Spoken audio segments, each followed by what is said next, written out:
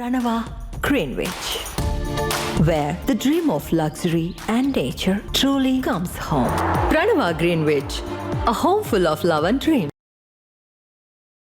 YCP నేత మాజీ మంత్రి అంబటి రాంబాబుకు మరో కేసుకు సంబంధించి న్యాయస్థానంలో చుక్కెదురై జైలులోనే గడపాల్సిన పరిస్థితి తలెత్తింది. ముఖ్యమంత్రి చంద్రబాబు నాయుడుపై అనుచిత వ్యాఖ్యలు చేసిన కేసుతో పాటు మరో కేసులో అంబటి రాంబాబుకు ఇదివరకే బెయిల్ లభించింది. ఇక ఆయన రిలీజ్ అవుతారు అనుకున్న టైంలో గత సంక్రాంతి వేళ నిర్వహించిన లక్కీ డ్రా వ్యవహారంలో నమోదైన కేసులో ఆయనకు స్పెషల్ ప్రిన్సిపల్ కోర్టు 14 రోజుల రిమాండ్ను విధించింది. దీంతో ఆయనను తిరిగి పోలీసులు భారీ భద్రత నడుమ రాజమండ్రి సెంట్రల్ జైలుకు తరలించారు. దాంతో ఏపీ పొలిటికల్ సర్కిల్స్ లో అంబటి ఇప్పుడు హాట్ టాపిక్ గా మారారు.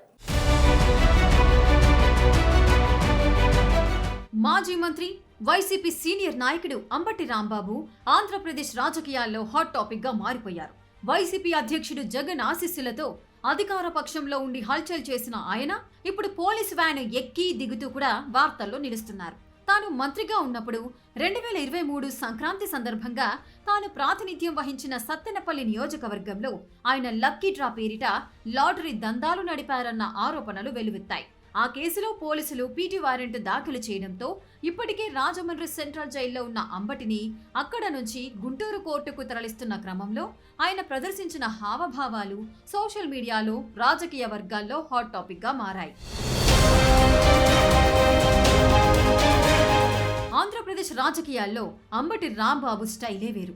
1989లో తొలిసారి కాంగ్రెస్ నుంచి రేపల్లె ఎమ్మెల్యేగా గెలిచిన ఆయన మళ్లీ 30 ఏళ్ల తర్వాత 2019లో వైసీపీ నుంచి సత్తెనపల్లి ఎమ్మెల్యేగా అసెంబ్లీ మెట్లెక్కారు.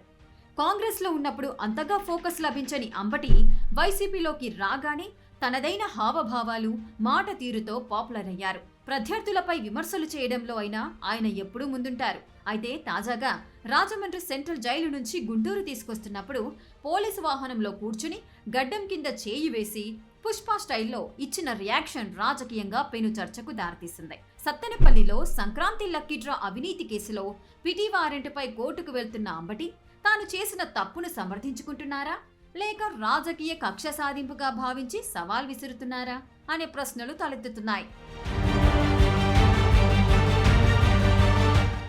ముఖ్యమంత్రి చంద్రబాబు నాయుడుపై అనుచిత వ్యాఖ్యలు, పోలీసులతో దురుసు ప్రవర్తనలకు సంబంధించిన కేసుల్లో గత నెల 31 నుంచి రాజమండ్రి జైల్లో రిమాండ్ ఖైదీగా ఉన్న అంబటి రాంబాబుపై వరుస కేసులు నమోదవుతున్నాయి. తాజా వివాదం 2023లో సత్తెనపల్లిలో నిర్వహించిన సంక్రాంతి సంబరాల చుట్టూ తిరుగుతోంది.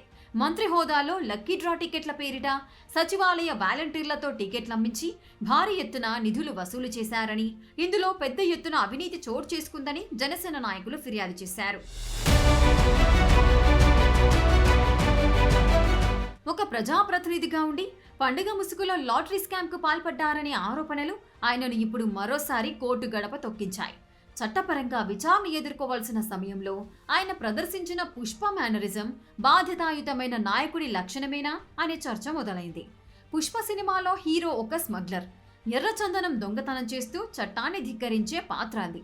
అక్కడ హీరోగా అల్లు అర్జున్ చేసిన తగ్గేదేలే అనే మేనరిజం మాస్ ప్రేక్షకులను ఉర్రుతలూగించింది. కానీ ఒక మాజీ మంత్రి, చట్టసభకు ప్రాతినిధ్యం వహించిన వ్యక్తి అవినీతి ఆరోపణలతో పోలీసు వ్యాన్లో ఉండి అదే స్టైల్ను అనుకరించడం విమర్శల పాలవుతోంది. బూతులు తిట్టడం లేదా అవినీతి ఆరోపణలపై జైలుకు వెళ్లడం అనేది సాధారణంగా అవమానంగా భావిస్తారు.